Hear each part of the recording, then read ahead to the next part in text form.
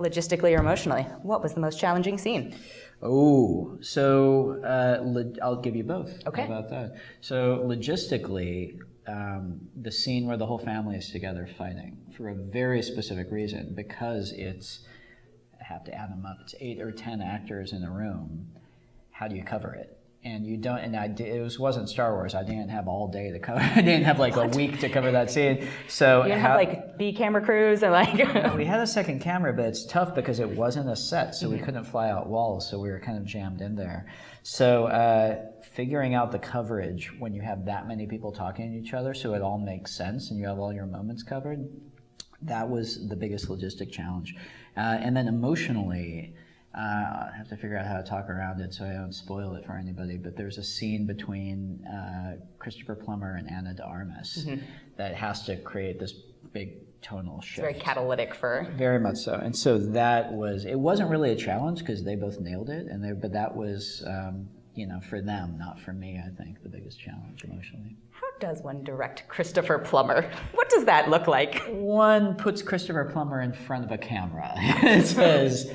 Go, Christopher Plummer, and act, and that's the but you do. It's funny, I would have, I don't know. It's funny. I had a similar experience, like on Breaking Bad, for example, where when I came in to direct a few episodes of Breaking Bad, the first one I did was in season 3. So Bryan Cranston, Aaron Paul, they've been playing these characters for now at that point several years. And I was like, I'm not going to have to tell them anything, because what do I know that they don't know about their characters? The thing is, it was a big revelation for me to realize they're still looking to the director, not to tell them like essential stuff about the character, but to guide them in terms of, because their character is doing something new, every single episode. Hopefully. And yeah, hopefully, yeah, in a good show like Breaking Bad. So as a director, you are the audience for them, and that's your job, is to emotionally react honestly to what they're doing and give them very honest feedback about what felt real and what felt right and what didn't. So even somebody like Christopher Plummer, who's a living legend, he's on set and he's doing his thing and he's stepping out on the tightrope, and he still needs an audience back behind the camera to give him honest, this felt right, maybe if this moment, play it more this way. And so there's still that back and forth. It's not a matter of like whether they're a great actor, it's just a matter of shaping it, I guess. So speaking of what they know and what they don't know, and being the director and being the audience, What is that fine line of trusting, like how much information do you give your audience early on, right? Because with a whodunit, it's all about the clues, it's all about like laying groundwork, so it's not just suddenly like, this happened at the end, oh my God. Right, it all has to pay But off. you also don't want people at the beginning of the film to be like, I know who did it, it was Colonel Mustard Exactly. with the, so what's that kind of look like for you? I mean, for me, a big part of structurally with this thing was figuring out a way to kind of take that off the audience's mind early in the movie. And so figuring out a way to let the audience know, you know what? Yeah, this is a whodunit. Yeah, it might be a surprise at the end. You may guess it, you might not. That's not what we're here for. We're here for this other roller coaster ride that you're going to go on with us. I'm talking around it so I don't spoil anything for your viewers. But for me, the whole interesting thing about it structurally was trying to turn it from a crossword puzzle into a roller coaster ride, basically. Does that make sense? It does. So it's a lot less about just calculating, am I following this, am I following that? And then, for me, the really satisfying thing is, at the end of the roller coaster ride, you still get the pleasure of the crossword puzzle. And for that... And completing it, that last... and that it's like, you do realize that it's only satisfying if you've planted stuff earlier so that the audience has the pleasure of recognition. So it's not like, oh, I saw that, I knew what that meant when I saw it, but if it lines up at the end, you're like, oh, that's what that meant. There's something very satisfying about that. It's kind of one of the big pleasures of a whodunit. If you, as yourself, were to commit a murder, what would be your method of choice? Oh my God. First of all, I would get caught even before I did it. I would be like, it would be a 2-page long murder mystery. Poirot would just be like, I would. He did it. Yeah, I would like spill the poison on the table, and Poirot goes, really, monsieur? That would be caught. I don't know that I could. Jeez, my God. I've been watching a lot of Columbo recently, and it's fun, kind of like all the crazy methods of murder that they have in that. I couldn't do a knife. That's too visceral. Too promotional, maybe? I would be a big wuss and just do poison, I think. All right, well, let's change it up. What if you could have one of the cast members as an accomplice? Jamie Lee Curtis. Would you still choose stabbing as the... She could do anything, yeah. Jamie Lee Curtis could kill you just with... a look?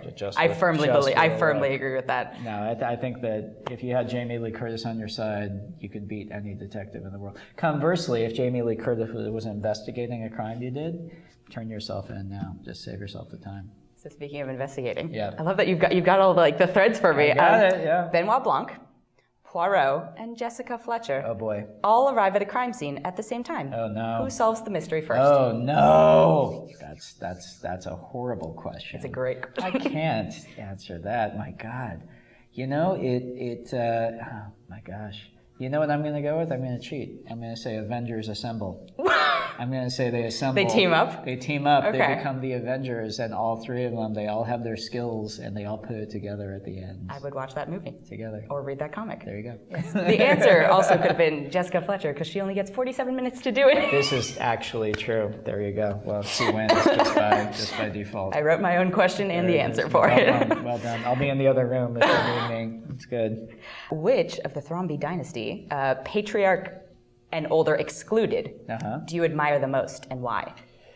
Oh, well, it's interesting. You have to, none of them are particularly admirable characters, but... You have to find something in every character you write, right? Every single character, as I was about to say, is you have to identify with every single one of them in some way, and you have to be sympathetic towards them and find your way into them.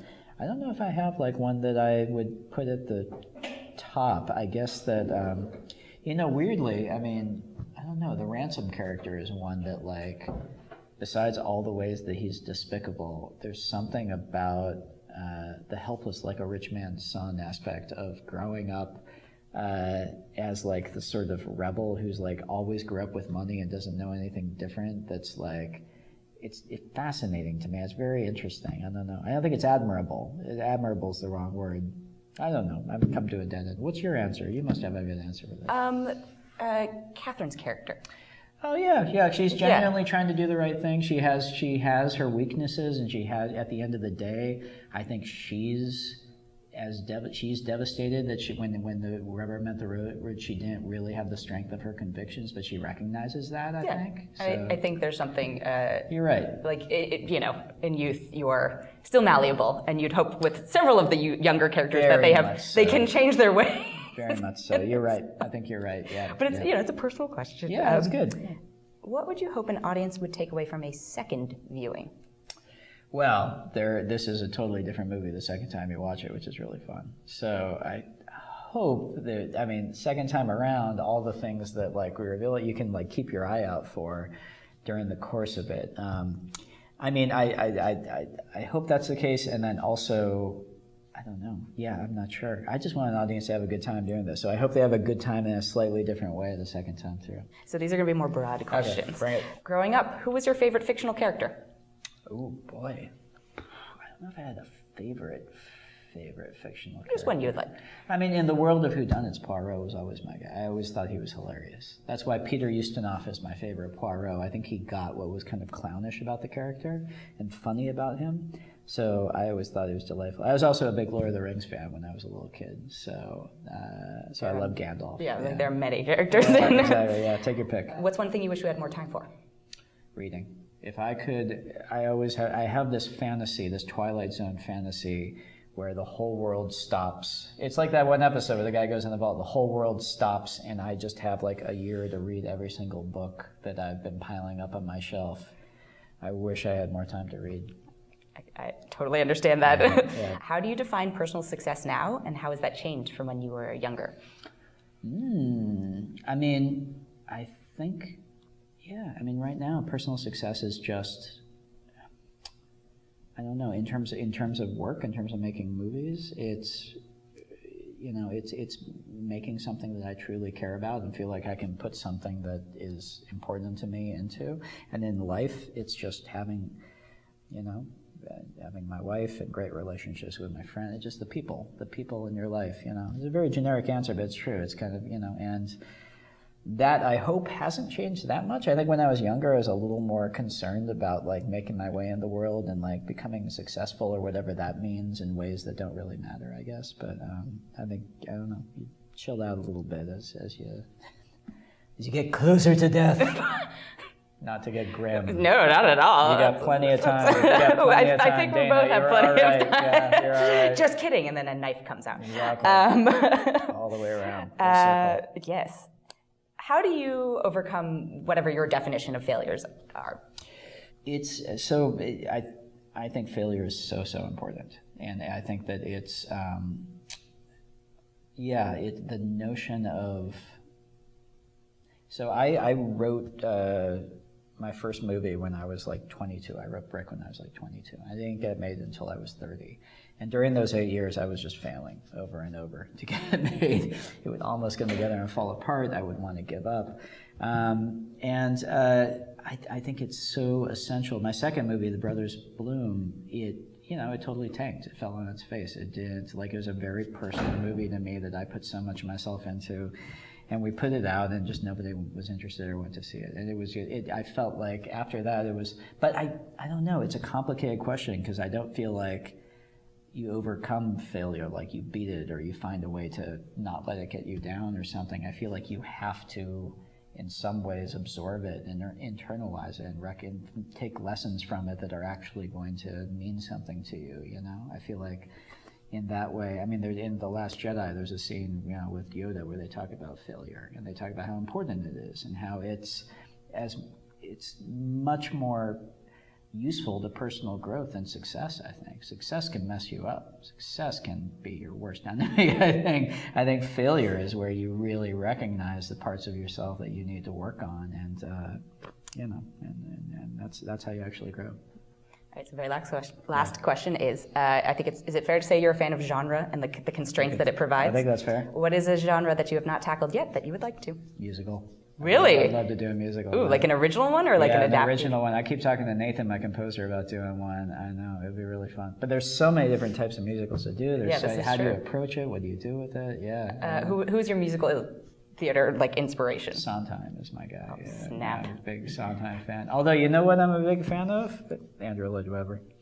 I'm also to me that's the yin and the yang. To me, it's the two kind of it's the Avengers assemble, put them in a musical. There's a great clip online of them playing piano together. Have you seen this? I have not. Oh, it's fantastic because they're very often considered like the polar opposites of musical theater, and to see them sitting the piano playing together, it brings me so much joy. There we go. There it is. Well, thank you so much. Congrats on the Dana. film. Appreciate it. Absolutely.